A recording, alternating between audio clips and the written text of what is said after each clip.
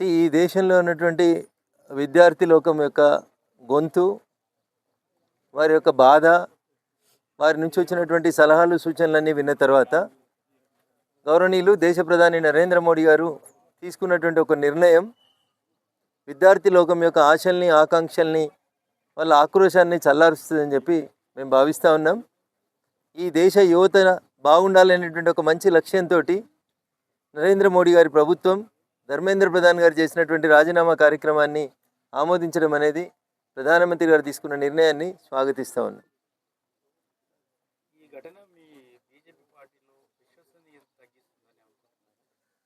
ఒక దురదృష్టకరమైన సంఘటన జరిగినప్పుడు బాధ్యత వహించి రాజీనామా చేయడం అనేది చాలా సంవత్సరాల క్రితమే నాయకులు మర్చిపోయినటువంటి అంశం.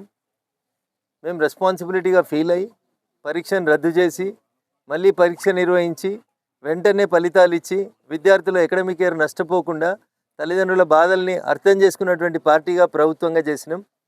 దీనికి పార్టీ విశ్వసనీయత దెబ్బతింటదనో ఇంకొకటి అట్లాంటి పెద్ద పెద్ద పదాలకి అర్థం లేదు. ఇది ఈ దేశ యువకుల యొక్క ఆక్రందన్ని భారత ప్రధానిగా నరేంద్ర మోడీ గారు అర్థం చేసుకున్నారని చెప్పి నేను భావిస్తూ ఉన్నాను.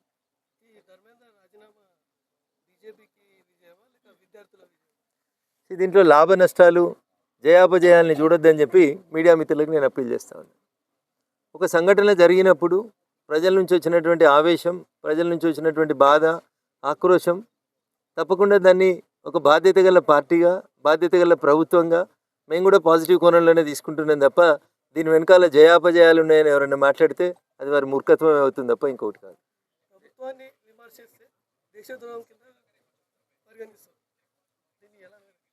సదాశివపేటలో చాలామంది మమ్మల్ని విమర్శిస్తుంటారు. ఎంతమంది మీద దేశద్రోహుల కేసులు పెట్టిరో మీరే చెప్పాలి మీడియా మిత్రులు.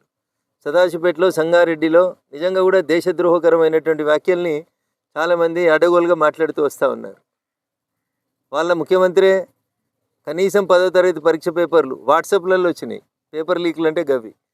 Hindi paper, Urdu paper, maths పేపర్లు వాట్సాప్లలో 1500కి 1000కి అమ్ముకున్నారు. మరి ఆ రోజు రాజీనామా చేయాల్సిన ముఖ్యమంత్రి గారు రాజీనామా చేయలేదు. ఇలా పెద్ద పెద్ద మాటలు మాట్లాడుతూ ఉన్నారు. మేము విద్యాశాఖ మంత్రిని జంజీ చేస్తాం. చెయ్యి. తెలంగాణ రాష్ట్రంలో విద్యాశాఖ మంత్రి జంజీని చెయ్యి. కొత్త కొత్త ఎమ్మెల్యేలు, చిన్న వయసులో గెలిచిన వాళ్ళు, 26 ఏళ్ళకి ఎమ్మెల్యేలు అయిన వాళ్ళు ఉన్నారు కదా నీ కాంగ్రెస్ ప్రభుత్వంలో. చేయండి వాళ్ళని మంత్రుల్ని. కానీ రాహుల్ గాంధీ ప్రధానమంత్రి అయినాక ఆయన చెప్తాడు, రాహుల్ గాంధీ ఎప్పుడన్నా దేశానికి ప్రధానమంత్రి అయితే అప్పుడు చేస్తాడట విద్యాశాఖ మంత్రిని. ఇప్పుడు చేయండి రేవంత్ రెడ్డి గారు. అప్పటిదాకా ఎందుకు? ఇప్పుడు ఉన్నారు కదా నీ ఎమ్మెల్యేలలో 30 సంవత్సరాల లోపల ఎమ్మెల్యేలు గెలిచిన వాళ్ళు ఉన్నారు కదా, జంజీ యూత్ గెలిచిరు కదా, వాళ్ళని చేయ ముందు విద్యాశాఖ మంత్రి. హోంమంత్రిత్వ శాఖ కూడా నువ్వే ఉంచుకున్నావు. హోంమంత్రిని కూడా చేయవు చిన్నపిల్లగాన్ని. లాఠీ ఇస్తే తెలుస్తుంది అప్పుడు నిన్ను కొట్టాలన్నా ఇంకెవరిని కొట్టాలన్నా ఆయన చూస్తాడు హోంమంత్రి. మున్సిపల్ మంత్రి నీ దగ్గరనే ఉంది, ఇచ్చేయి. మెదక్కెళ్ళి మైనంపల్లి రోహిత్ గారు ఉన్నారు, 26 ఏళ్ళకి ఎమ్మెల్యే అయినారు. కాడ ఎన్నో పరకాలకెళ్ళి యశస్విని రెడ్డి గారు అని ఇంకొకరు ఎమ్మెల్యే అయినారు, చిన్న వయసులో అయినారు.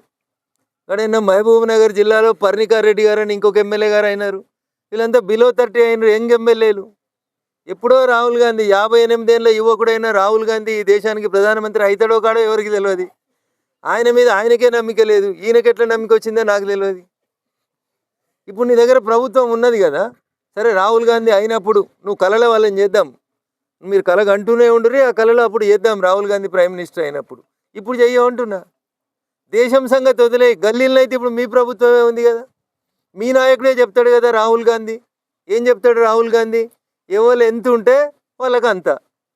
తెలంగాణలో మేము కులగణన చేసినామని ఇదే రేవంత్ రెడ్డి గారు వచ్చి జంతర్ మంతర్ దగ్గర చెప్పిండు. కులగణన అయింది కదా. ముఖ్యమంత్రి గారు జంతర్ మంతర్ దగ్గర ఏం చెప్పారు? తెలంగాణ రాష్ట్రంలో 56% బీసీలు ఉన్నారు, ఇచ్చే 56% బీసీలకు మంత్రి పదవులు. దానికి రాహుల్ గాంధీ పర్మిషన్ కావాలన్నా, రఘునందన్ రావు పర్మిషన్ కావాలన్నా? ఎవరు వద్దంటున్నారు మిమ్మల్ని? వెంటనే ఇచ్చేయండి. ఇప్పుడు జంజీ అడుగుతున్నారు కదా, జంజీకి విద్యాశాఖ ఇస్తా అంటున్నారు కదా, ఇచ్చేయండి రేవంత్ రెడ్డి గారు.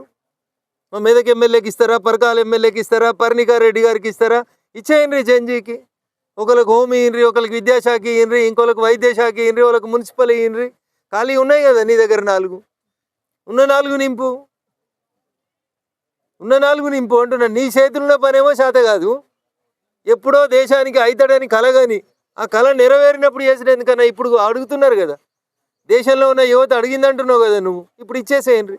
తెలంగాణ దేశానికి రోల్ మోడల్ అని చెప్తున్నావు కదా, role model, rising model, number 1. అరే నెంబర్ 1లో చెయ్యి.